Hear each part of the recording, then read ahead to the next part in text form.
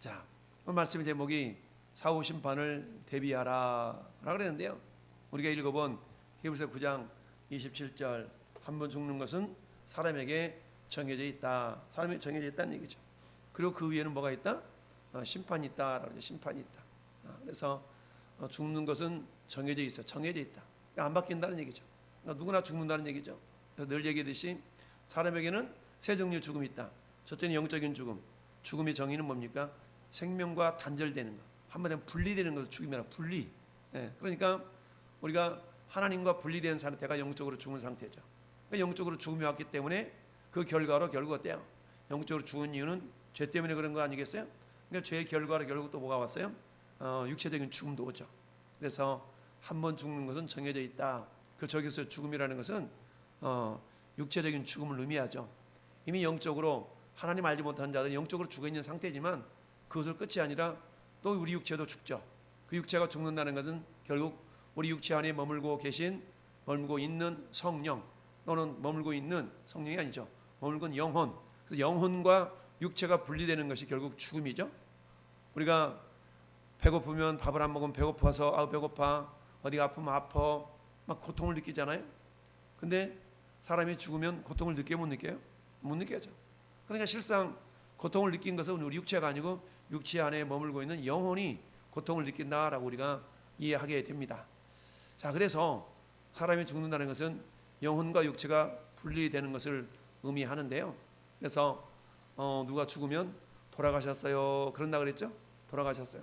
그러니까 우리 몸뚱아리는 흙에서 왔기 때문에 흙으로 돌아가는 거고 우리의 영혼은 하나님께로 왔으니까 하나님께로 돌아가야 하는데, 근데 안타깝게도 하나님께로 돌아가는 자가 있고 하나님께로 돌아가지 못하는 자가 있다 라는 것이 성경의 진리죠.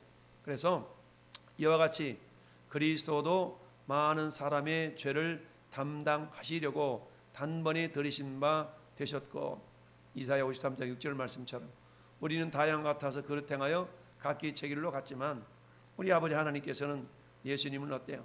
우리 모든 죄를 다 예수님께 담당시키셨다. 담당했어요. 그러니까 어때요?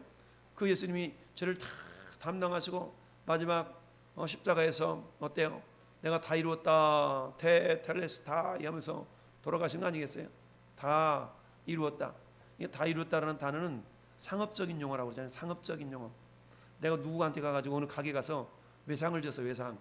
근데 외상 갚으러 갔더니 주인이 그러는 거예요. 누가 갚았는데? 누가 갚았어요. 갚았어. 이미 누군가가 갚아 준 상태. 이걸 갖다가 테텔레스타이라 그래요. 이게 예수님이 요한복음 19장 30절에 다 이뤘다라는 그 말씀이거든요. 그러니까 우리가 예수님을 믿으면 죄 때문에 우리가 맞이해야 될 그 모든 저주, 이 모든 것들이 다 끝나는 거예요. 왜? 예수님이 이미 다 지불하셨기 때문에. 이게 담당의 은혜라고 말씀을 드릴 수가 있죠. 그 예수님이 십자가에서 외치셨던 다 이루었다라는 그 외침 속에 담겨져 있는 놀라운 은혜의 내용이죠. 자, 그래서 오늘 말씀 제목 사후 세계를 대비하라, 사후 심판을 대비하라. 이게 죽음으로 끝이면 좋겠지만 그러나 죽음 위에 뭐가 있다? 그 위에는 심판이 있다라는 얘기입니다. 심판이 있다. 그래서 자, 두 번째 주님이 다시 나타나신다. 근데 그때는 뭐냐? 구원에 이르게 하여서 죄와 상관없이 자기를 발언한 자들에게 두 번째 나타나시리라 라고 말씀하고 있어요. 그러니까 어때요? 주님 오실 길을 우리 사모하라 그러잖아요. 사모하라. 저가 사모하는 심령을 만족시키시며 주님 영혼에게 좋은 것을 채워주시는 그 하나님이신데 어쨌든 그렇다. 자, 그러면서 자, 우리 개요를 한번 읽어볼까? 시작. 하루살이나 메뚜기는 내일 혹은 내년을 경험하지 못합니다. 그래서 내일이나 내년을 쉽게 믿지 못합니다. 그러나 그들이 믿지 않는다고 해서 내일이나 내년이 존재하지 않는 것이 아닌 것처럼 그들이 믿지 않음에도 불구하고 내일이나 내년은 당연히 존재합니다. 내세나 하나님의 존재도 마찬가지입니다. 사람들이 그 세계를 경험하지 못했기 때문에 그 세계를 쉽게 믿으려 하지 않지만 그럼에도 불구하고 천국과 하나님은 엄연히 존재합니다. 그렇죠? 우리가 흔히 그렇게 비유하잖아요. 하루살이하고 메뚜기 비유하죠.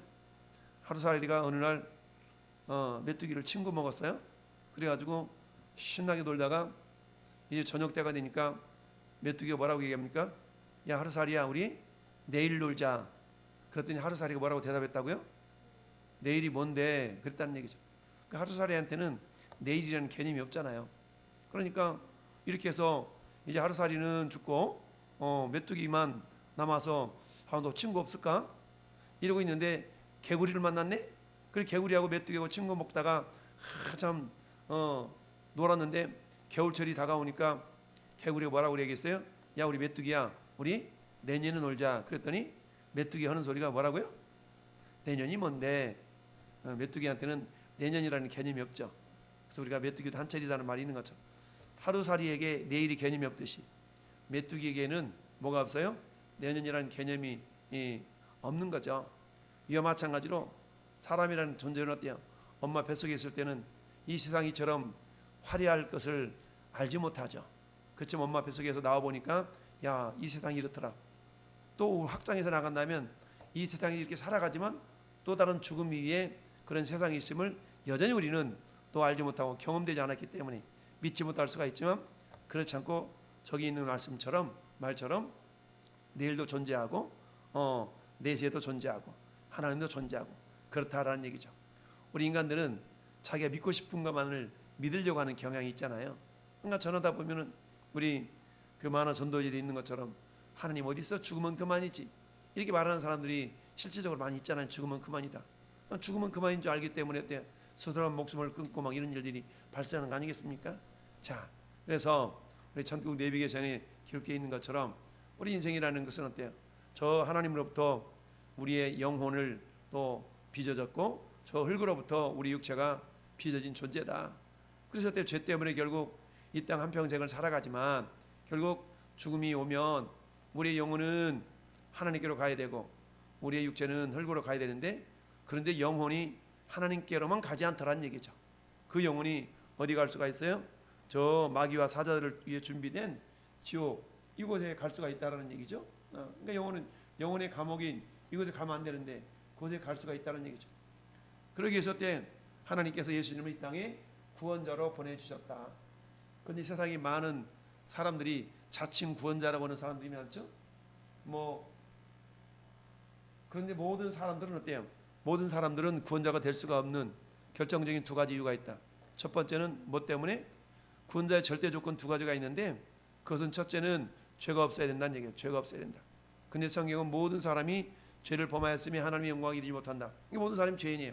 그러니까 자기 교단에 자기 교주가 아무리 사람이 좋고 법 없이도 살 사람 같아도 성경은 그 사람 그래도 죄인이라고 그러죠. 그러니까 죄인이니까 첫째 구원자가 될 수가 없어요. 두 번째 구원자가 되긴 절대 조건 두 번째는 뭐예요? 죽음의 문제, 사망의 문제를 해결할 수 있어야 돼요. 근데 어때요? 그 누구도 죽었다가 다시 살아나서 영원히 산 사람이 없죠. 물론 나사로를 예수님이 살리셨지만 그 나사로도 다시 죽은 거 아니겠어요? 근데 예수님은 어때요? 사흘 만에 살아나셨어. 예수님이 왜 살아나셨을까요? 왜 예수님이 살아나셨어요? 하느님이 살렸으니까? 그 말도 맞죠. 예수님이 살아나셔야만은 필연성, 당연한 당위성. 왜 예수님은 죽은 지 사흘 만에 다시 살아나셔야만 했냐면 예수님에게는 죄가 없기 때문에 그래요. 죽음이라는 것은 죄의 결과인데 예수님 죄가 없잖아요. 그러니까 비록 인간들이 예수님을 십자가 못 박혀 죽였지만 아버지 하나님 보실 때는 어때요? 예수님이 죽어야 될 이유가 없죠. 왜? 죄가 없으니까. 그래서 사흘 만에 다시 살아나게 된 겁니다. 자, 저는 여러분들이 이제 예수님의 보혈로 우리가 죄사함 받은 그런 존재들이 되었는데요. 자, 오늘 말씀의 제목 사후 세계, 사후 심판을 우리가 대비하라라는 얘기인데요. 자, 인생에게 다가오는 세 가지 변치 않는 그런 어떤 세 가지 사실이 있다라고 우리는 이해합니다.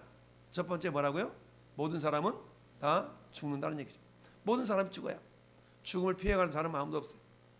오래 살고 싶어서 베리벨 보약을 먹고 베리벨 운동을 하고 베리벨 얼굴에 주름살을 피기 위해서 하고 아무리 날지라도 조금 더 연장이 될 수는 있겠죠. 그렇지만 어때요? 모든 사람은 다 죽게 되어 있다라는 얘기죠.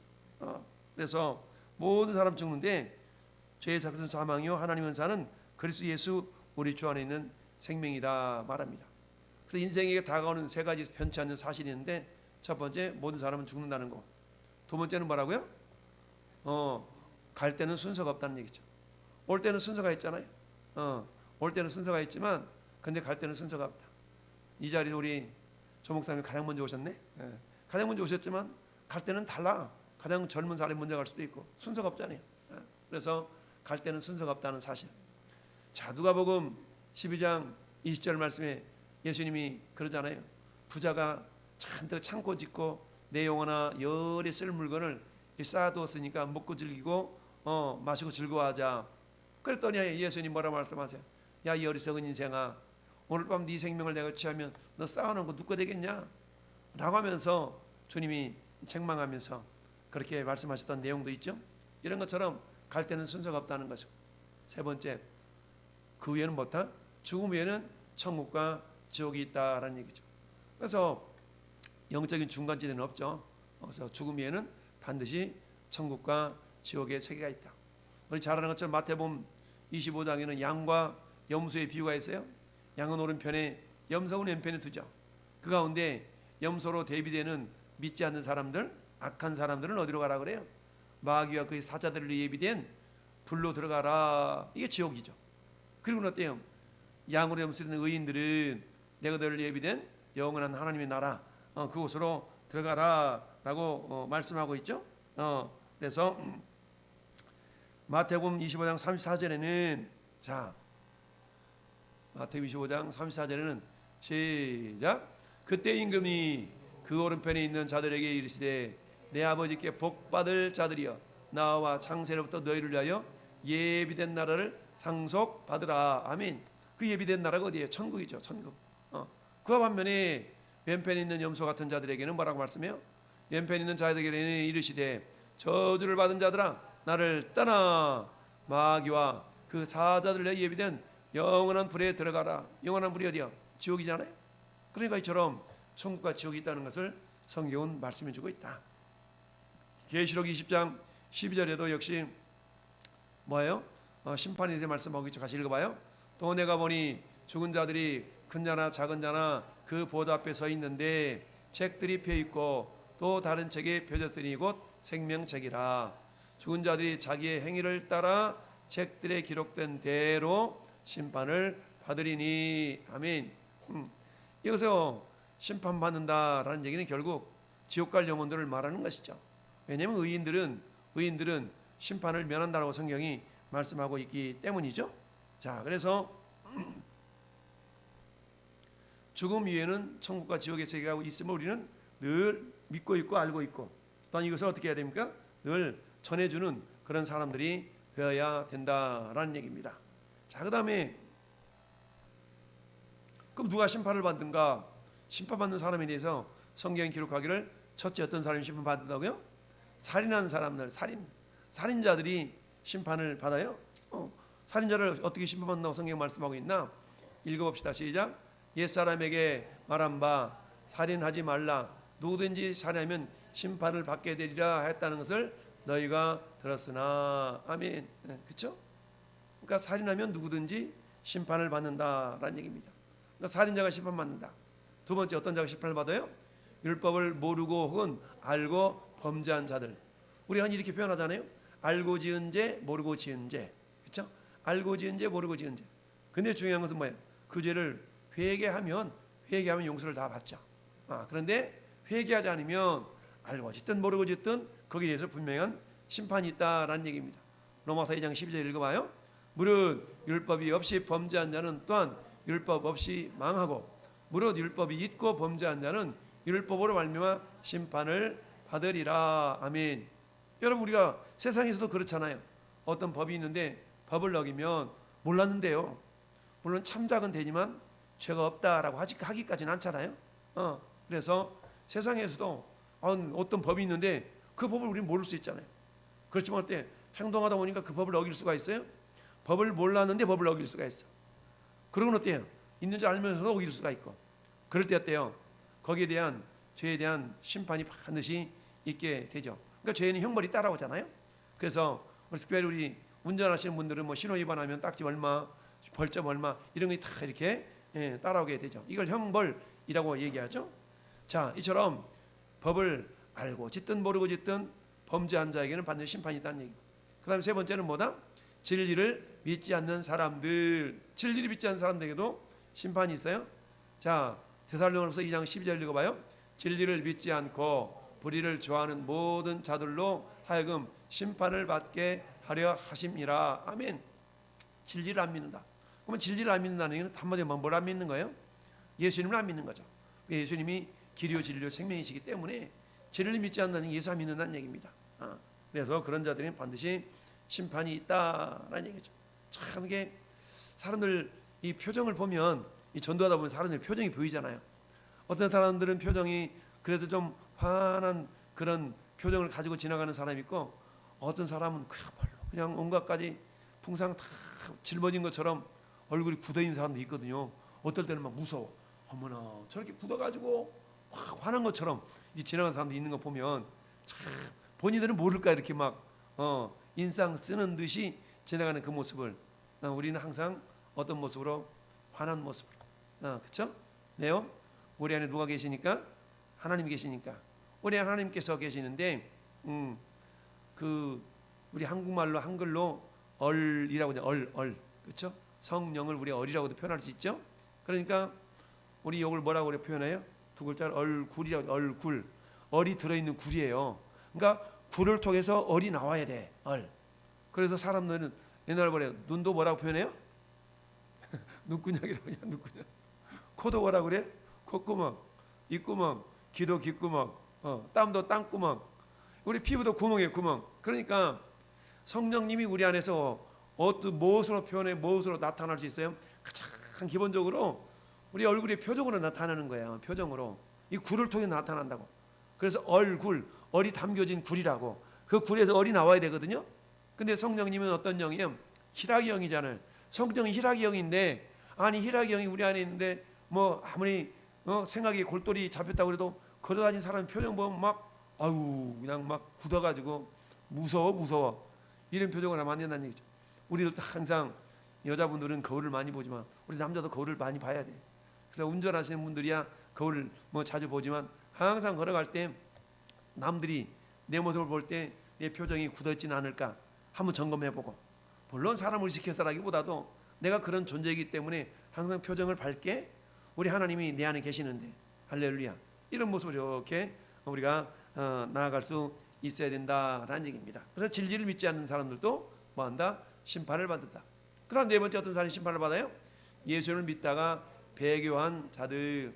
예수 믿다가 배교한 자들은 뭐예요? 이단 사입에 빠진 사람들이잖아요. 이단 사입에 빠진 사람들. 그래서 디모데전서 5장 12절 말씀 보니까 시작. 처음 믿음을 저버렸으므로 정죄를 받느니라. 처음 믿음을 저버렸으므로 믿음을 저버렸어. 뿐만 아니라 저 디모데전서 4장 1절에도 그런 말씀이 있어요. 후일에 어떤 사람들이 믿음에서 떠나 미혹하는 영과 귀신의 가르침을 따르리라. 이 사람들은 심판을 받을 수밖에 없죠. 믿음에서 떠나버렸으니까. 근데 후일에 그런 사람들이 나타날 수가 있다는 얘기죠.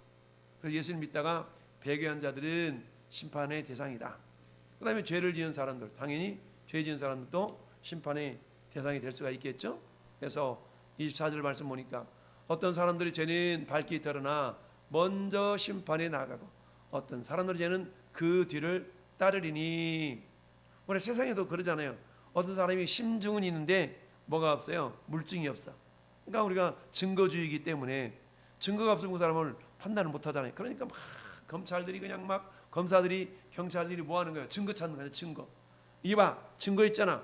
증거가 있으면 한마디로 우리가 핑계를 못하잖아요. 그러니까 증거가 안 나올 때, 증거가 나오기 전까지는 이리 뺀질 저리 뺀질 그러면서 어때? 근데 증거가 나오면 그때는 어때? 자기 죄를 인정할 수밖에 없는 거죠. 그래서 죄가 밝게 드러나는 그 사람들은 심판이 있다라는 얘기죠. 그 다음에 누가 또 심판을 받아요? 복음을 순종하지 않는 사람들이 결국 심판을 받게 된다라는 얘기입니다. 자, 베드로전서 4장 17절 같이 읽습니다. 시작. 하나님의 집에서 심판을 시작할 때가 되었나니 만일 우리에게 먼저 하면 하나님의 복음을 순종하지 아니하는 자들의 그 마지막은 어떠하겠냐. 그러니까 무슨 말이에요? 복음에 순종하지 않는 자들의 심판이 먼저 있다라는 그런 것을 말씀하고 있어요. 자, 그렇다면 죽은 후에 의인은 심판을 받지 않는다라고 성경은 말씀하고 있습니다. 여러분, 왜 우리가 의인이에요? 내가 의로운 행동을 해서 의인이 된 게 아니죠. 로마서 3장 보니까 예수님의 은혜로 우리가 의인이 됐어요. 저기 쭉 같이 읽어보자. 시작. 예수 그리스도를 믿음으로 말미암아 모든 믿는 자에게 믿지는 하나님의 의인이 차별이 없느니라. 많이 가진 자나 조금 가진 자나, 덜 배운 자나 많이 배운 자나 똑같이 주님의 보혈로 전부 똑같이 의롭게 되었어. 이 사람 많이 배웠으니까 많이 의롭고, 너는 조금 배웠으니까 조금 덜 의롭고, 이러지 않다는 얘기죠. 그 의롭에는 뭐가 없다? 차별이 없다는 얘기죠. 24절. 그리스도 예수 안에 있는 속량으로 말미암아 하나님의 은혜로 값없이 의롭다 하심을 얻은 자 되었느니라. 그러니까 우리는 그 어르신들이 그렇게 표현하잖아요. 따라합시다. 용서받은 의인, 용서받은 죄인, 그렇죠? 용서받은 죄인이라고 표현하잖아요. 용서받았다는 얘기는 내가 의인이라는 얘기죠. 근데 여전히 뭐 어때요? 우리를 죄인으로 우리 표현하는 까닭은 내가 죄가 있어서 죄인이라기보다도 겸손한 표현 아니겠어요? 그런데 어때요? 저기 이단들은 그걸 가지고 비집고 들어오죠. 그러면서 이단들이 질문이 뭐예요? 당신 죄인입니까? 의인입니까? 이게 묻는데 뭐예요? 이게 이단들 그 구원파 이단이 그렇게 질문하죠? 구원파 이단 그렇게 질문하죠. 당신 의인이에요? 죄인이에요? 장로님, 의인이에요? 죄인이에요? 이렇게 물어봐서 누가 아우 나 죄인이지. 우리 대부분 겸손하게 그렇게 표현하잖아요. 그럼 그 사람 뭐라고 얘기해요? 당신 구원 못 받았다고 이렇게 얘기하죠. 와, 왜 못 받았냐고. 내가 구원 받았지. 그럼 또 이렇게 물어봐. 당신 구원 받은 날짜를 얘기해보라. 구원 받은 날짜를 얘기해보래. 아니 내가 우리 엄마 뱃속에서 태어날 때 내가 태어난 순간 이때다 메모해놨다가 내 생일 언제인 줄 알아? 이날 태어났어. 그렇게 하는 사람이 어디가 있어요? 옆에서 주변에 지켜보고 있는 사람이 기록해놨다가 이때 태어났으니까 그 생일이 그때인 줄 알지 어떻게 하냐고. 그런데 역시 마찬가지 아니겠어요? 거듭난 것도 예수님이 요한복음 3장에서 거듭난 사람 이와 같다라고 분명히, 바람이 어디서 부는지 어디서 불러가는지 알 수 없지만 거듭난 사람도 이렇지 않냐라고 말씀했는데 그 날짜와 시간을 정확히 알아야 된다는 거야. 이게 이단들의 말을 듣다 보면 그럴싸해가지고 속아 남은 경우가 많거든요. 그런데 결코 그렇지 않다라는 얘기죠. 자, 26절도 읽어보니까 곧 때에 자기의 의로우심을 나타내사 자기도 의로우시며 또한 예수 믿는 자들을 의롭다 하려 하심이니라. 우리 예수님을 우리 마음에 구주로 영접할 때 내 의로움이 아니라 예수님의 의로움이 우리한테 이렇게 이사 오잖아요. 그러니까 뭐라고? 전이, 전가 표현하지 않습니까? 전이 된. 그러니까 예수님의 의로움이 우리한테 이사 왔어요. 그러니까 나는 의로울 건덕지가 없는데 예수님의 의를 우리한테 딱 주시니까 우리가 의로운 자가 된 거죠. 28절 읽어보면 그러므로 사람이 의롭다 하심을 얻은 것은 율법의 행위에 있지 않고 믿음으로 되는 줄을 우리가 인정하노라. 그렇죠? 내가 무엇을 해가지고 의로울 것 같으면 다 그렇게 하면 되겠죠. 근데 그렇게 한다고 해서 의로워진 것이 아니라 의롭게 되는 것은 주님의 전적인 은혜와 그 은혜로 말미암은 믿음 때문에 의로운 존재가 되었다라는 얘기고요. 자, 요한복음 5장 24절 우리가 잘 알고 있는 말씀이에요. 시작. 내가 진실로 너에게 이르노니 내 말을 듣고 또 나 보내신 이를 믿는 자는 영생을 얻었고 심판에 이르지 아니하나니 사망에서 생명을 옮겼느니라. 자, 이 말씀 근거로 해서 우리 믿는 사람들은 심판이 아니고 상급에 대한 그런 부분이죠. 그러니까 우리 믿는 사람도 심판받아 라고 표현했을 때 그 심판은 지옥 가는 심판이 아니라 상급에 대한 심판이라고 우리가 이해를 하면 맞겠죠. 그래서 어때요? 믿는 사람들은 심판이 없다 라고 우리가 이렇게 받아들이는 것이 더 은혜가 되겠죠. 자, 죽은 후에 영은 낙원과 음보로 간다라는 얘기죠. 낙원으로 가는 사람이 있고 음보로 가는 사람이 있다. 낙원으로 가는 사람, 누가 낙원으로 갑니까? 예수님이 십자가 좌우에 있던 한 강도에게, 강도가 예수님 당신의 나라 임할 때에 나를 좀 기억해 주세요 라고 한편 강도는 얘기했어요. 그래서 예수님 뭐라 말씀하세요? 오늘 내가 나와 함께 낙원에 있으리라 라고 말씀하셨죠. 그 낙원, 고린도서 12장 4절은 사도 바울이 3층천에 올라간 이야기를 얘기하죠. 내가 몸 밖에 있었는지 몸 안에 있었는지 모르거니와 주님만 아시는데 내가 말할 수 없는 그 은혜로 말미암아 저 낙원에 끌려 올라갔다가 내려왔어. 그 경험을 기록한 그런 성경의 내용을 말씀하고 있고요. 그리고요, 음보로 가는 사람들은 누가 음보로 갑니까? 누가복음 16장은 누가 나와요? 부자와 나사로 이야기가 나오죠. 부자와 나사로 이야기. 부자도 죽었고 나사로도 죽었는데 나사로는 어디 갔어요? 아브라함 품에 들어갔죠. 이 아브라함 품을 낙원 또는 우리가 천국이라고 표현하고, 부자가 간 곳을 음부라고 하기도 하고 또는 어때요? 지옥이라고도 표현하죠. 여러분, 우리 음부와 지옥 낙원과 천국. 이것은 이렇게 표현하면 되죠. 우리 죄를 지으면 어디 가요? 감옥에 가잖아요. 근데 교도소 가기 전에 어디에 먼저 가요? 구치소 가요. 구치소는 어떤 곳이에요? 형이 결정되기 전에 머물러 있는 것이 구치소잖아요. 형이 결정되면 어디 가요? 그때는 교도소 가는 거잖아요. 그러니까 구치소나 교도소나 뭐예요? 다 몸이 불편하잖아요. 자유가 없는 곳이잖아요. 그런 것처럼 음부나 지옥이나 낙원이나 천국이나 그런 개념을 우리가 이해하면 된다는 건데요. 자, 그래서 읽어본 거죠. 자, 부활과 최후의 심판이 있다. 결국 부활이 없다면 기독교의 가장 핵심 뭐예요? 부활이지 않아요. 부활. 부활하심이 없다면 예수 재림시 죽은 자의 부활이 먼저 있고요. 그 다음에 살아있는 자들은 하늘로 올라가서 예수님처럼 변화가 된다는 것이 데살로니가전서 4장에 있는 말씀이고, 그리고 예수님이 다시 오실 때는 마귀와 죄인들은 무저갱에 들어간다. 영원한 심판을 받는다는 얘기죠. 그리고 최후의 심판이 있다. 물론 아까 이제 우리 조 목사님 잠깐 천년왕국에 대한 얘기도 했지만, 우리 일반 성도들은 부천년설이니 천천년설이니 후천년설이니 그게 중요한 것이 아니고 결국 죽음 위에 심판이 있고, 우리를 심판을 준비하기 위해서 어떻게 살면 됩니까? 신실하게 하나님을 신뢰하고 주님이 주신 사명을 잘 감당하면서 살아간다 그러면 우리가 그게 천천년이든 후천년이든 무천년이든 그게 중요한 것이 아니라 마지막 날 주님 앞에 우리가 다 주님을 배울 수 있는 그날이 반드시 있다라는 걸 기억하면서 오늘도 하나님 우리에게 맡겨진 그 사명들을 잘 감당해서 주님 앞에 서는 그날에 주님으로부터 칭찬이 있어야 되지 않겠습니까? 마치 사도 바울이 디모데후서 4장에서 고백했던 것처럼 나는 선한 싸움 싸우고 달려갈 길 마치고 믿음을 지켰다. 이제 이후로 나를 위해서 의의 면류관이 예비되었는데 나만을 위한 것이 아니라 주님의 나타나심을, 주님의 다시 오심을 사모하는 모든 자에게 준비되었다는 얘기죠. 그러니까 우리는 어때요? 그 심판이 있음을 믿고 그 심판을 준비하는 그런 자세를 가지고 어때요? 언제든지 주님 앞에 오늘 밤이라도 오라 그러면 주님 앞에 가야 될 것이 우리 인생 아니겠어요? 그들 준비하며 살아가는 그런 사람들이 지혜로운 사람이요 깨어있는 사람이요 하나님의 사람의 모습인 줄 믿습니다. 마지막 심판대 앞에 섰을 때에 저는 여러분들이 칭찬 듣는 그런 믿음의 사람이 될 수 있기를 예수님의 이름으로 축원합니다. 아멘.